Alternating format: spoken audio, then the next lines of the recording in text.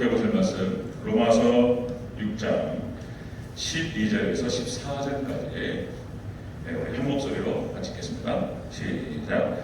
그러므로 너희는 죄가 너희 죽을 몸을 지배하지 못하게 하여 몸의 사육에 순종하지 말고, 또한 너희 지체를 불의의 무기로 죄에게 내주지 말고, 오직 너희 자신을 죽은 자 가운데에서 다시 살아난 자 같이 하나님께 드리며 너희 지체를 의의 무기로 하나님께 드리라.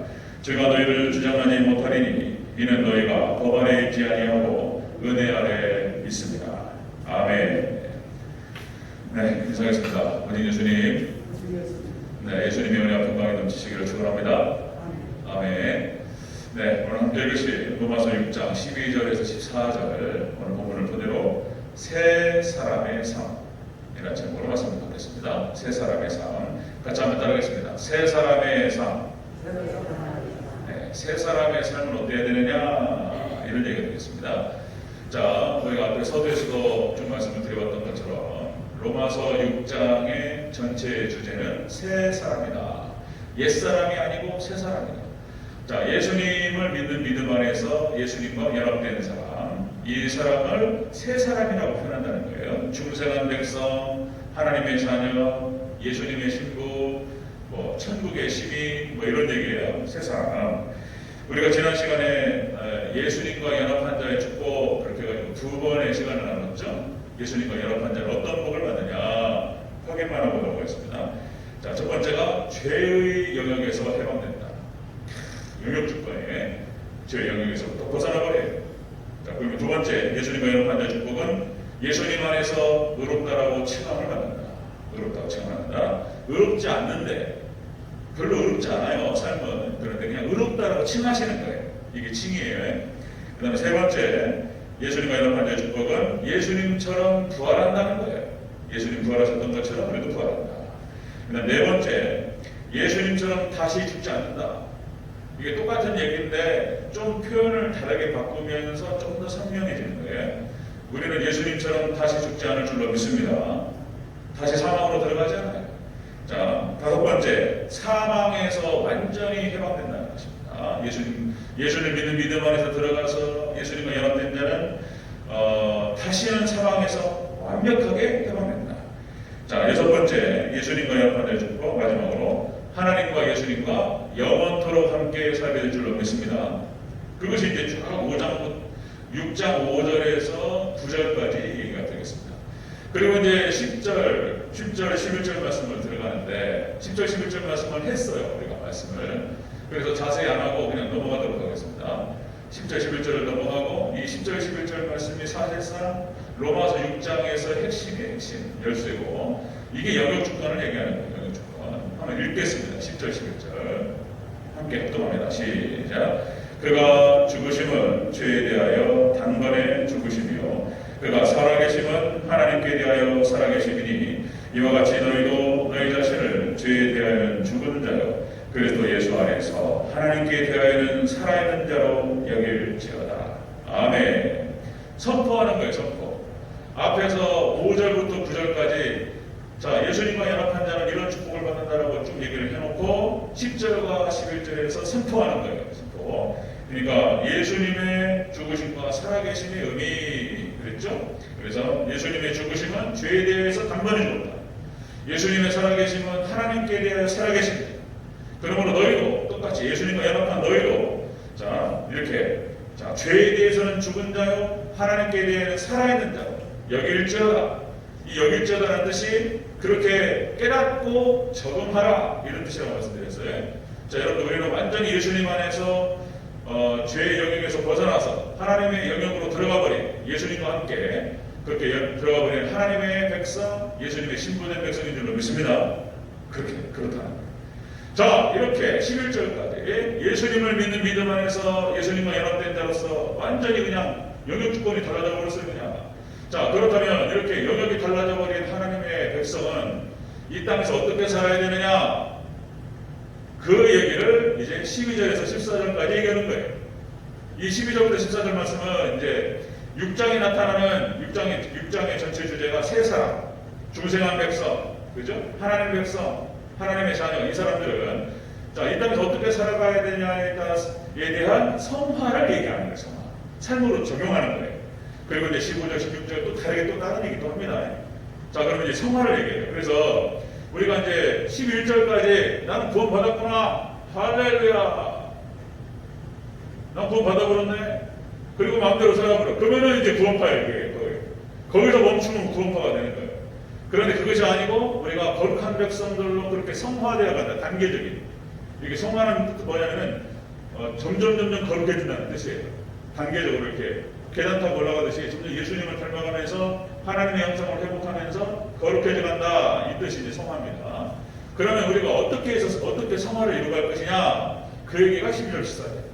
오늘부터 두 번 나눠서 오늘하고 다음 주까지 자세히 한번 살펴보도록 하겠습니다. 자, 구체적으로 같이 보도록 하겠습니다. 자, 세 사람의 삶은 어떤 삶이냐? 자, 세 사람의 삶 첫 번째. 죄가 우리 몸을 지배하지 못하게 해야 된다. 죄가 우리 몸을 지배하지 못하게 하라. 12절 조금을 같이 보겠습니다. 자, 12절 조금으로 시작. 그러므로 너희는 죄가 너희 죽을 몸을 지배하지 못하게 하여. 아멘. 죄가 우리 몸을 지배하지 못하게 하라. 자, 죄가 우리 몸을 지배하지 못하게 하는 그런 삶을 살아야 된다. 이런 뜻입니다. 자, 이 지배한다라고 하는 뜻은 이런 뜻이에요. 군림하다, 지배하다, 군림하다, 왕처럼 행동하다 그런 뜻이에요. 지배하고 군림하고 왕처럼 행동하고 그런 뜻이에요. 그러니까 이스라엘 백성들이 애굽 땅에 있을 때 애굽의 바로 왕에게 바로가 이스라엘 백성들의 왕처럼 행동했어요. 그리고 군림했습니다. 그리고 노예처럼 부렸어요.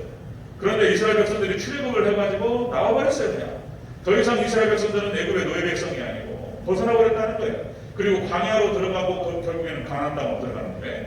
자, 이렇게 벗어났다는 것입니다. 자, 일본 다시요. 1945년 8월 15일 날 36년 동안의 일본 일제의 식민지에 있다가 우리나라가 해방돼 버렸어요. 그리고 더 이상 일본의 한국 식민이 아닌 거예요. 벗어났다는 것입니다. 자, 마찬가지 똑같은 말인 거예요. 죄의 영역에서부터 벗어나서 해방됐어요. 그리고 해방되고 자유롭게 되어서 이제 하나님의 백성이 되어버렸다는 거예요. 근데 문제는 뭐냐면, 자, 여러분들, 죄의 영역에서부터 해방됐는데 다시 죄의 굴레로 들어가서 죄의 종노릇을 한다는 것입니다. 그럴 수 있느냐? 죄의 영역에서부터 해방돼 버렸는데 다시 죄의 굴레로 들어가서 죄의 종이 되어 버린다는 거예요. 그럴 수 있느냐 말이에요. 자, 대답은 뭐냐면 우리 지금 현재 우리 현실인 거예요. 그럴 수 있다는 것입니다. 그럴 수 있다. 이게 참 슬픈 얘기예요. 자, 세 사람의 삶이라고 하는 것은 자, 이렇게 선포하는 거예요. 죄가 우리 몸을 지배하지 못하게 하는 삶을 살아라. 이렇게 얘기하는 거예요. 성화라고 하는 것은. 더 이상 죄의 영역에 있지 않는데 왜 다시 죄의 종으로 들어가냐 말이에요. 갈라디아서의 핵심이 뭐냐면은 그거예요. 갈라디아의 핵심이 자, 다시는 종의 멍에를 매지 말라는 거예요. 벗어나 버렸는데 왜 다시 그걸로 들어가서 종의 멍에를 매냐 말이에요. 그게 갈라디아의 핵심이에요. 자, 여러분들 느헤미야서 9장 28절에서 이렇게 표현합니다. 느헤미야가 하는 얘기예요. 자, 하나님께서 느헤미야를 통해서 하시는 말씀이에요. 자, 그들이 평강을 얻은 후에 다시 주 앞에서 악을 행함으로 주께서 그들을 원수들의 손에 버려두사 원수들에게 지배를 당하게 하시다가 자, 그들이 돌이켜 주께 부르짖음에 주께서 하늘에서 들으시고 자, 주의 긍휼로 건지셨다. 지금 느헤미야서 9장 28절 이 문구가 이스라엘 백성들에게 반복되는 거예요. 자, 긍휼로 건져내셨어요. 그래가지고 평강을 다시 얻은 후에 추억으로 다시 돌아가요. 주 앞에서 악을 또 행해요. 그래가지고 주께서 그들을 원수들의 손에 다시 버려두셔요. 그래가지고 그들이 고통당합니다. 그러다가 또다시 주께 부르짖어요. 그러니까 하나님께서 하늘에서 또 들으시고 또 긍휼을 베푸세요. 긍휼을 베푸셔가지고 또 은혜를 주셨어요. 평강을 주셨어요. 또다시 돌아와 이게 사사기의 역사. 그 이스라엘 백성들의 역사. 그것이 또 우리들의 모습이다. 이게 반복되는 거예요. 이스라엘 백성들이 출국을 해가지고 광야 40년의 연단 과정에서 그걸 겪고 가나안 땅에 들어갑니다. 하나님께서 가나안 땅에 들어가서 그 땅을 진멸하라고 말씀하셨어요. 여러분 너무나 잘 아시는 말씀. 그 땅에 들어가서 헤렘 전쟁, 진멸 다 죽여라. 남녀노소 할 것 없이 짐승까지도 다 죽여라. 예? 그리고 그 땅에서 7 족속이 살고 있었는데, 자, 그들의 모든 족속들을 다 진멸하고, 그리고 그들이 믿었던, 그들이 섬겼던 우상을 섬기지 말라. 만약에 너희들이 그 땅에 우상을 섬기게 되면 그것이 너에게 올무가 되리라. 이렇게 말씀하셨어요. 저기 진멸하라고 하신 말씀은, 왜 하나님 그렇게 잔인하냐 말이에요. 어린애가 무슨 잘못이 있고 짐승이 무슨 잘못이 있냐 말이에요. 그걸 다 죽이라고 말씀하시는 게 맞냐 말이에요. 이렇게 따질 수 있어요. 여기에 대해서 창세기 15장에서 미리 다 말씀하셨어요. 하나님께서 이 심판의 성격이 있는 그 심판. 자, 창세기 15장 16절에 이렇게 기록됩니다. 하나님께서 아브라함에게 미리 말씀하신 거예요. 자, 창세기 15장 16절. 네 자손은 4대 만에 이 땅으로 돌아오니 이는 아모리 족속의 죄악이 아직 가득 차지 아니하니라. 4대 만에 돌아오는데, 왜냐하면 가나안 땅에 아모리 족속의 죄가 아직 차지 않았어요. 그러니까 이스라엘 백성들이 광야 40년을 돌았던 그 이유 중에 하나가 여기 나와요. 신묘 막체가신 하나님께서 이스라엘 백성들이 믿음이 없어가지고 다시 돌아가라. 바로 들어가면 되는데 믿음이 없어가지고 우리는 못 들어간다. 메뚜기 갖고 우리 들어가면 저들의 밥이 되고 막 우리 반드시 진다. 이랬단 말이에요. 근데 여호수아 갈렙만 저들은 우리의 밥이다. 이랬단 말이에요. 그러니까 여호수아 갈렙만 믿고 다른 족속들은 아무것도 안 믿었어요. 이게 믿지 않았단 말이에요. 그래가지고 정탐한 40일을 갖다가 1년치 하루를 갖다 1년으로 바꿔가지고 40년 동안 돌렸단 말이에요. 하나님께서. 믿음이 없어서 못 들어갔는데 사실 또 내막을 보니까 아직 죄가 차지 않았어요. 그러니까 창세기 15장 16절에서 광야 40년을 돌았던 이유 중에 하나가 나온 말이에요. 하여튼 신묘막체가 하신 하나님 이게 다 말씀하셨던 거예요. 어쨌든 들어가서 하나님께 또 뭐라고 말씀하시냐면 진멸하라 이렇게 말씀하시면서 신명기 7장 16절 이스라엘 백성들이 가나안 땅에 들어가기 전에 미리 또 말씀하셨어요. 모세를 통해서 모압 평지에서. 자, 신명기 7장 16절에서 내 하나님 여호와께서 내게 넘겨주신 모든 민족을 내 눈이 긍휼히 여기지 말고 진멸하라. 자, 그들의 신을 섬기지 말라. 그것이 너에게 올무가 되리라. 이렇게 말씀합니다. 그러니까 가나안 정복 전쟁의 그 의미는 그러니까 하나님의 나라를 갖다가 정복하는 이런 의미가 있는 것인데 진멸하면서 들어가는 그런 전쟁이었습니다. 여기를 이스라엘 백성들이 제대로 순종하지 못해서 이것이 올무가 되어서 사사기의 고통이 반복됐던 거예요. 이스라엘 역사 가운데서 반복되다 결국 망해버려요. 자, 마찬가지입니다. 우리나라가 1945년 8월 15일 날 일제 36년 식민지로부터 해방되는데 우리나라가 친일청산을 제대로 못해가지고 36년 동안 지배를 받다 보니까 뭐 경찰부터 해가지고 그러니까 뭐 학교 선생님들 뭐 대학 교수 해가지고 사회 기득권층 인사들이 다 친일파예요. 이걸 청산을 해야 되는데 못했단 말이에요. 그래가지고 이승만 대통령 시절에 국회에서 반민특위를 갖다가 만들어가지고 그 역사가 나오죠. 자, 그런데 또 이제 보수 중에서는 저 아니라고 그래요. 또 팩트를 아니라고 그러면 안 되고 사실상 친일 청산을 제대로 못해가지고 우리나라가 지금도 이렇게 반쪽이 돼가지고 싸우는 거예요. 지금 보수 진영, 보수하고 진보하고 싸우는 이유가 거기서 원인이 거기 있어요. 복잡합니다. 마찬가지로 우리가 예수님을 믿고 믿음의 백성이 돼가지고 하나님의 백성이 됐어요. 그런데 아직까지 죄가 여전히 남아있단 말이에요. 우리 안에 있는 죄를 죽이지 못하면 그런 일이 벌어지는 거예요. 똑같이 가나안 땅에서 올무가 돼가지고 계속 비참했단 말이에요. 그리고 일제청산을 갖다가 친일청산을 제대로 못해가지고 우리나라가 이렇게 고통당하고 있는 것처럼 우리 안에 있는 죄를 죽이지 못하면 여전히 우리도 똑같이 우리가 하나님 백성으로 천국 백성으로 이미 영생이 들어왔고 천국을 얻었는데 이 땅에 살면서 비참해질 수도 있는 거예요. 꼭 기억해야 됩니다.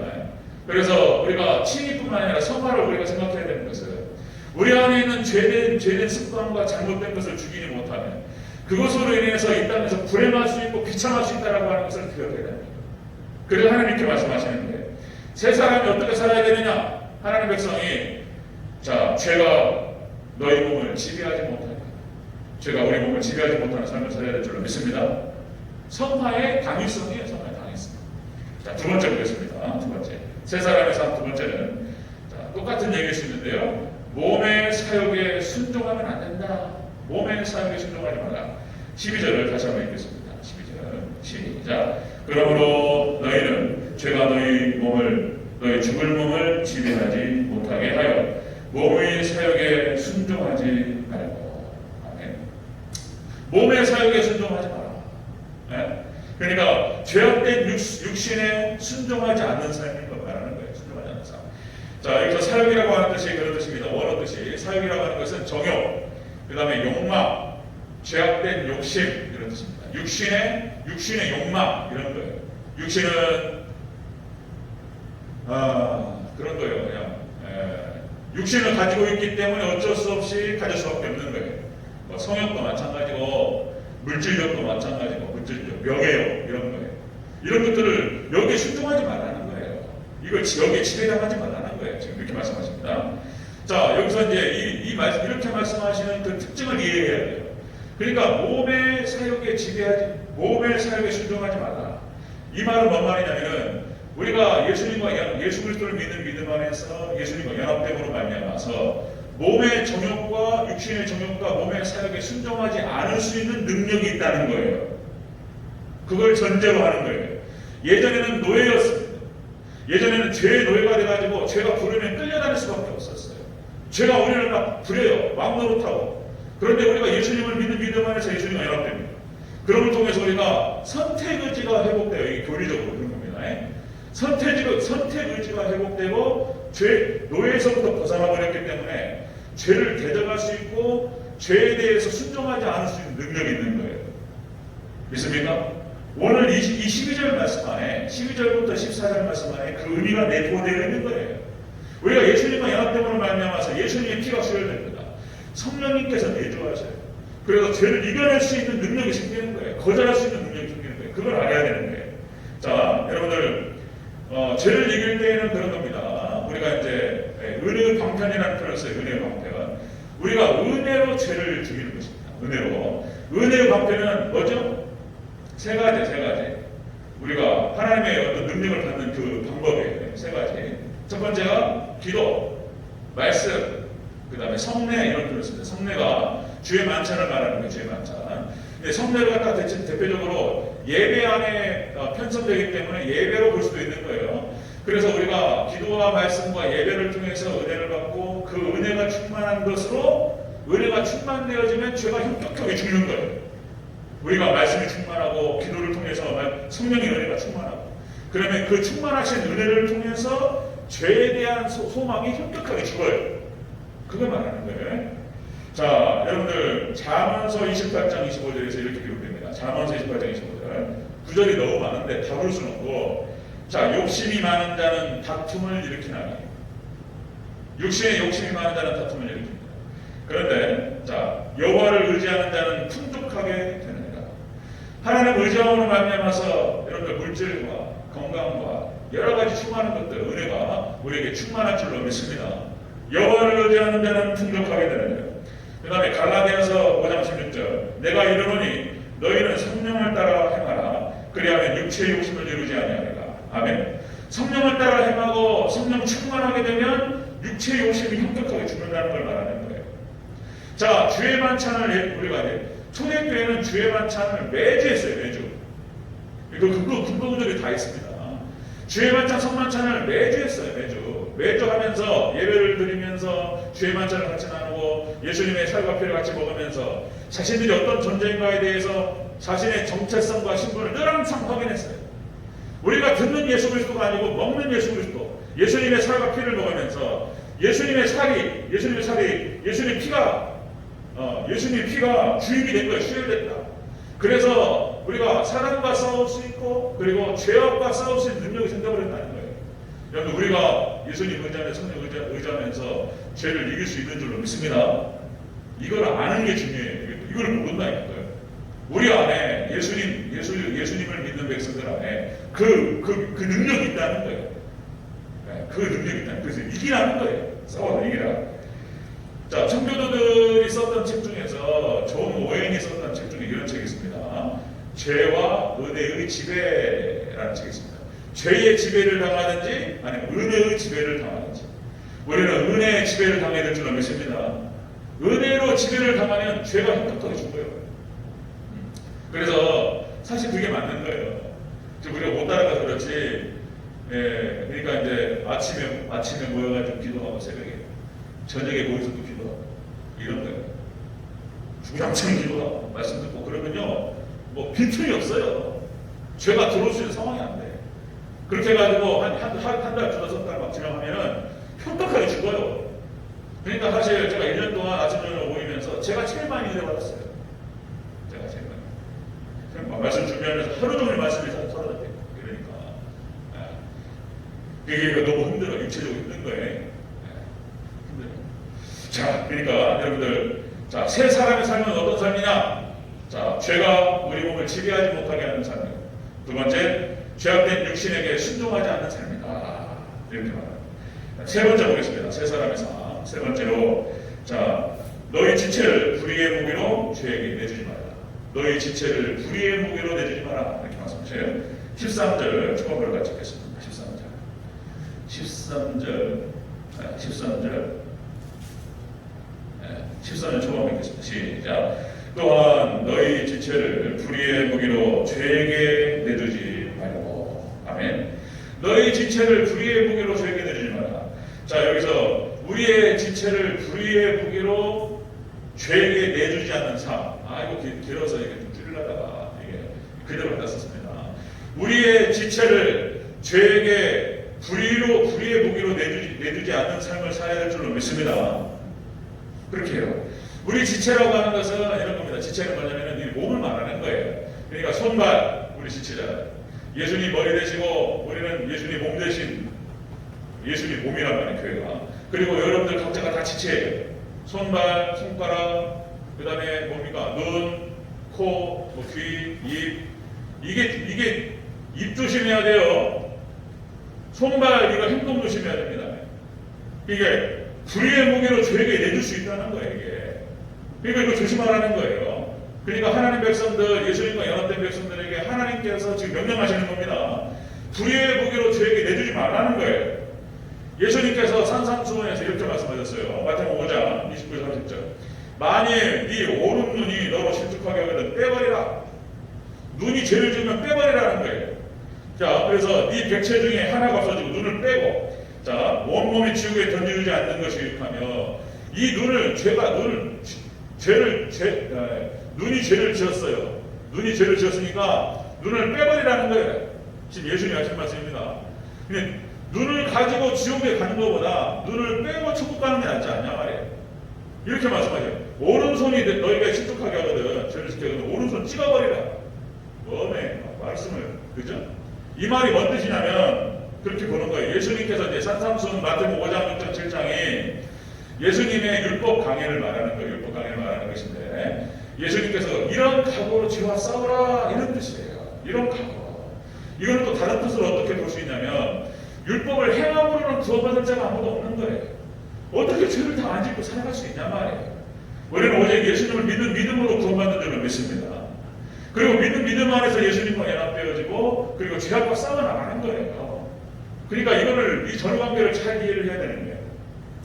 자, 여러분들, 다윗이 하나님께서 주신 그 권력을 왕으로 삼아주셨다는 거예요.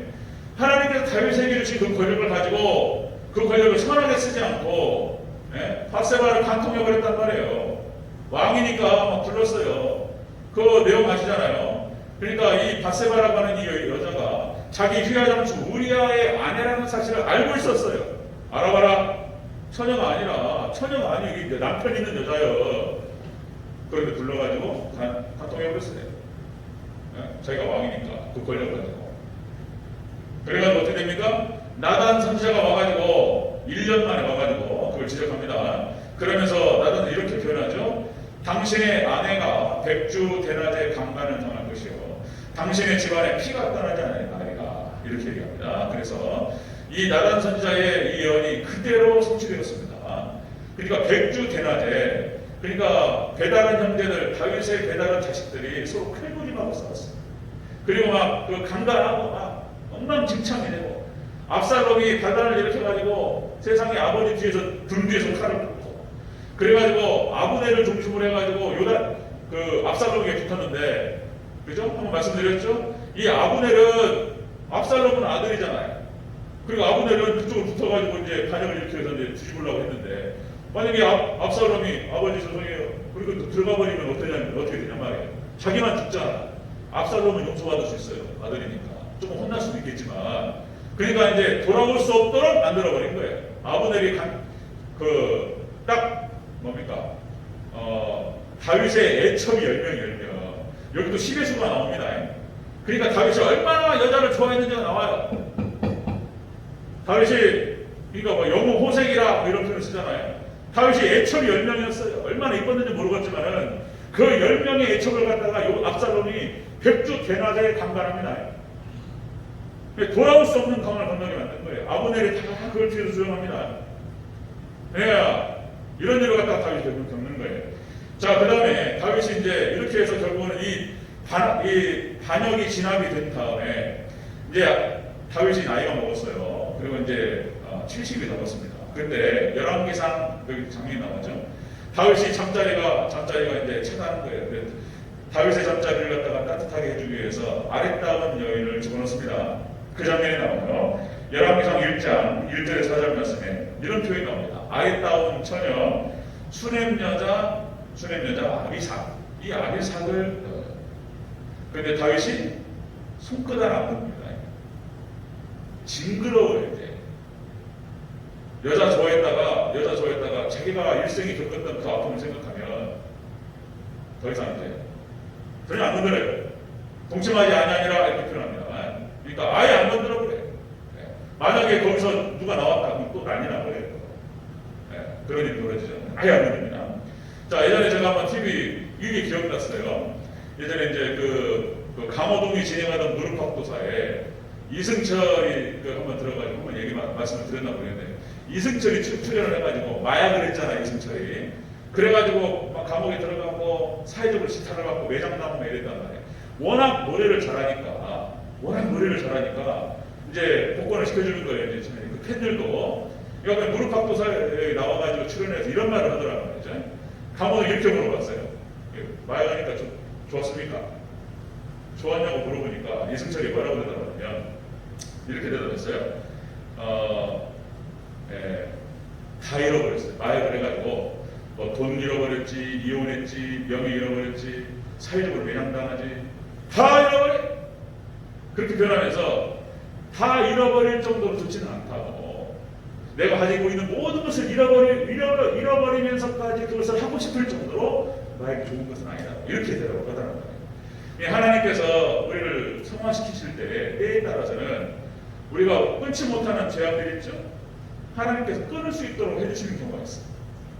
그냥 막 박살에 나가지고 다시는 쳐다보고 싶지 않고, 그러기 전에 돌이키면 좋은데 이제 여기에 또 이런 게 있는 거예요. 그래서 이 전후관계, 예수님 우리가 칭의를 받고 하나님의 백성이 되고, 그러나 우리가 이 땅에서 여전히 육신의 죄악된 육신을 가지고 살아가고, 죄를 죽여야 되는데 그걸 못 죽이고, 이런 전후관계 속에서 이런 게 다 있는 거예요.